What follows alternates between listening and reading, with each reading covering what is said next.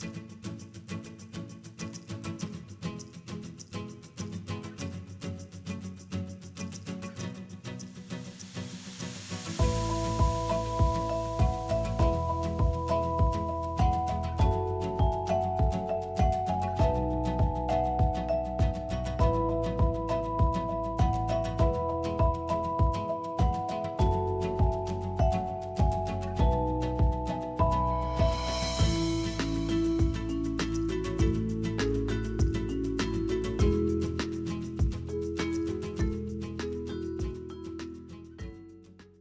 good to be back in the House. Greg Heupel, Ward 1, well, former council Ward 1. I was in your seat. Thank you for doing what you're doing tonight. It's hard. Single largest financial transaction in the history of Norman, Oklahoma, $1 billion, and we don't have a vote of the people because it's a TIF. We can't vote on a TIF, on the single largest product in the history of our community.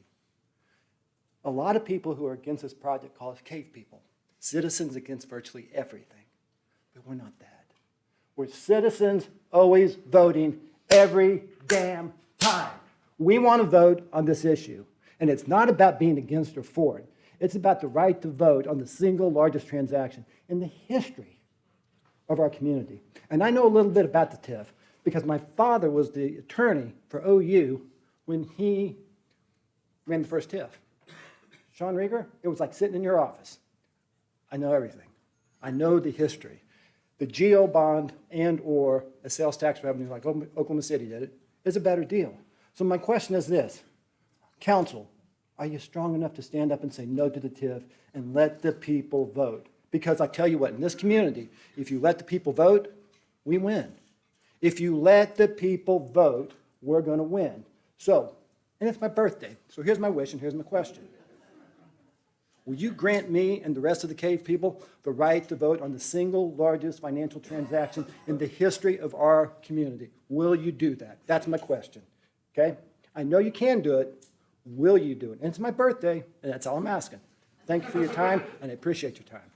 Good evening, Greg Youngman. I live in Ward 4. It just, as I was standing there, it struck me as odd that, and I appreciate that Mr. Naughton's information is correct, but it strikes me as odd that borrowing $230 million, paying it back with $540 million, and building whatever other stuff is what we're going to do or maybe do, but having an election somehow is just too complicated to figure out.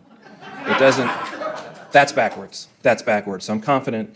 I know the election may not be binding, but neither are your campaign promises. Those aren't binding either. So we do, that's important. Do you have a question, sir? I would hope, my question is, and I would hope that staff can speak to this, growth of the sales tax base is not a small thing. In fact, we assume quite a bit of growth each year to pay the bills. And so, while I'm glad the studies tell us already we're going to lose $1 million or more a year in the general fund. That's nice to hear, because we kind of knew that at the last TIF, but no one was willing to say it.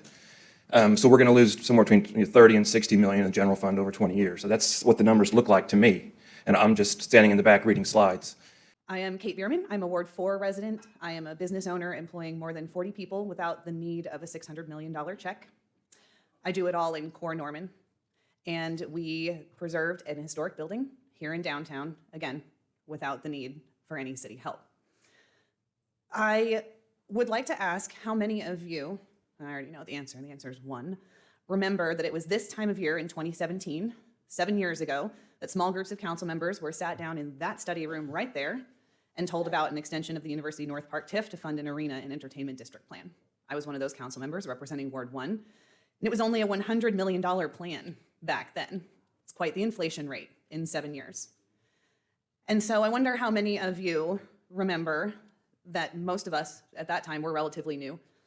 The plan had been talked about by business leaders and staff for quite some time before it ever reached us. Sounds familiar, doesn't it? So I would like to ask how many of you remember that the OU Foundation did not work in good faith with the 2017-2018 council after we made it clear that we would not take their spoon-fed and their inflated numbers plan. The senior center was long delayed because OU dragged their feet on the land swap in North Base explicitly because of the arena negotiations. Open records requests, again, shedding a lot of light on the shadowy backroom deals that have been happening.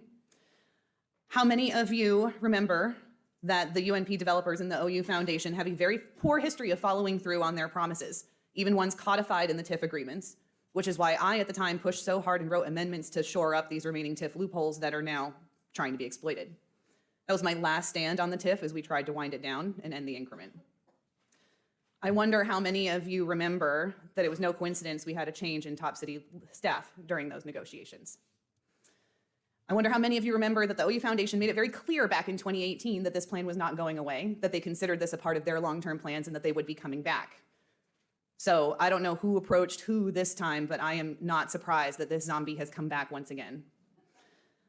I cannot imagine what a $600 million full sales tax diversion TIF would do to the city budget. I don't know how many of you remember that in 2017, 2018, and 2019, we faced budget cuts. And the city manager said in his letter to city council at that time that a large portion of the reason for that was because of the pressure that the UNP TIF increment was doing to the city budget. It just means more. SEC schools like Texas and LSU pay for their arenas with private funds. Why isn't OU doing that? Is it because they can't or they won't? That's the plan we just heard referred. Do it the way SEC schools do. So why isn't OU paying for their arena?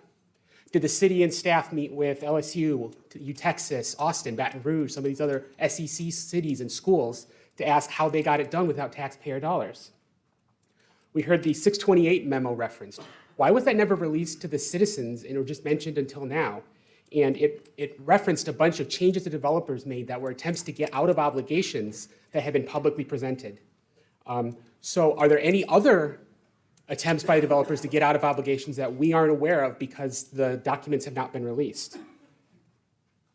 Because we've heard the square footage and all of that changing as these negotiations go on in the economic package, shouldn't this go back to the Planning Commission so that they see the final layout of the district that's being proposed, not the potential layout of the district that's being proposed? The project plan doesn't have any numerical costs in it in the section under financial impacts. Why is that? Why is there not anything about, for instance, a $30 million elementary school if Norman Public Schools decides they need a new school to handle the additional people? And how does the city council plan to address the multi-million-dollar general fund shortfall that this creates? There's only two ways to do it. You cut services or you raise taxes. For a 25-year plan, you have to know what you're doing. So this brings me to the proposed TIF. This proposal diverts property taxes from a large section of our town, a section that will have both commercial and residential development. It has been said that we currently aren't receiving money from the area in the TIF, and that's true. There are no developed properties there, but there will be.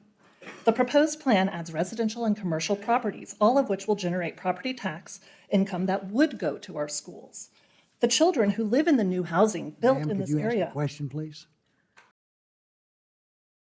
I'm still trying to wrap my head around why we need a new arena when we've got Lloyd Noble. I only go there for high school graduations. But if it's not a fully functioning venue for big events, what would one look like? And I think of the numbers. It seats just a little less than 11,000 people. And the one you're building is like 8,000. I don't see the math working on that one. And plus, we already have acres of concrete down there ready to park cars from a venue that's already existing to get people to and from there with ease. And also, it's easy for college students to get to activities there too. I just don't understand. I don't get it. So I'd like someone to explain that to me. I also want to know why the city doesn't want to go to the people more to feel more, to hear what we want to say. You know, why are we so opposed to that? My dad used to tell me, son, there are three types of people in this world. There are those who make things happen, those who watch things happen, and those who just later kind of wonder, what the hell just happened? And I don't want the people of Norman to be in that third category after this is built. Let us have a voice, you know? Don't you trust us? Let us have a voice. The city of Norman's total operating budget is $273 million. The University of Oklahoma's total operating budget is $1.5 billion. The city of Norman typically receives less than $200,000 of in-kind donations per year. The University of Oklahoma received $110.3 million in in-kind donations last year. Which budget is better equipped to purchase a new arena and garage? People who are listening in the public, I don't know that people really realize how massive this TIF is. A $600 million TIF. The next largest TIF in the state of Oklahoma is about $397 million. The city, Oklahoma City, one of their projects. The top 5 projects only include 3 of anywhere near this magnitude, and the bottom 2 of those are only $90 million plus. So I just want to be sure, and I have the question, that this is really the most responsible. I mean, I'm a big fan of OU, I'm a big fan of sports, a big fan of arenas, big fan of TIFs when they're used responsibly, but this is an enormous TIF for a community our size. Thank you.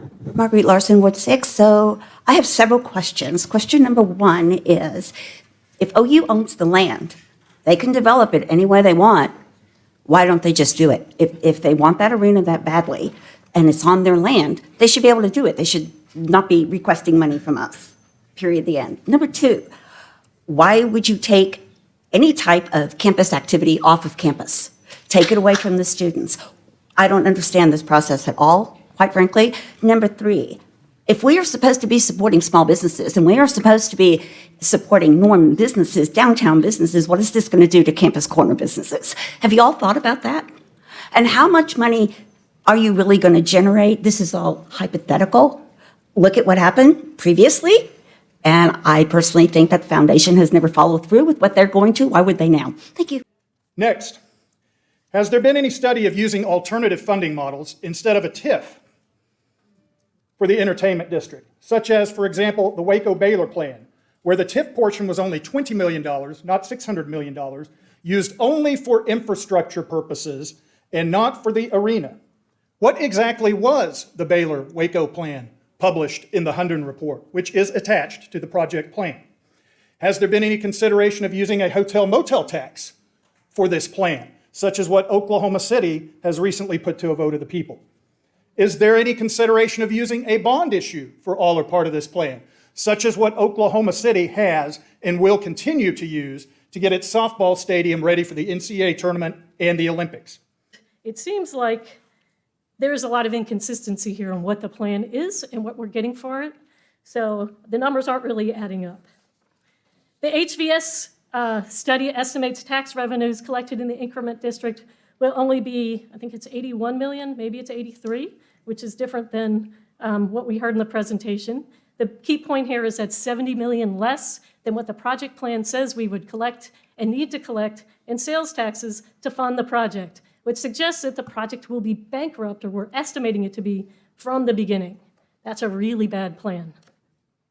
So my first question is, what are we supposed to do when the speaker for the city from Coaline just got something wrong? So for example, she stated that the ad valorem TIF doesn't increase taxes. Actually, every ad valorem TIF increases people's tax rates on the sinking funds that those TIFs take money out of, because you have to get a certain amount of money. If there are fewer people paying into them, the tax rate goes up. And also, I think she misstated the HBS sales tax increment. It's really only $81 million over 25 years. I've got the spreadsheet here if you want to look at it. It's pretty simple to calculate. So how's a knowledgeable citizen supposed to challenge those sorts of things? I'm Pam Post, I'm from Ward 5, and I'll start over. In answer to the question, do you all know that the OU Foundation has a $1.67 billion, whatever you want to call it, money? We don't have it. City of Norman doesn't have it. Let's get with it. Let's start with my dad real quick. My dad said smart people can explain to the less intelligent something where they understand it. This isn't happening here. This feels to me like a sham. So here's my questions first, right? How many of you elected people feel like you're elected to take care of the whole city instead of just one powerful economic group? That's a question to ask. Show of hands, please. How many have already decided how they're going to vote?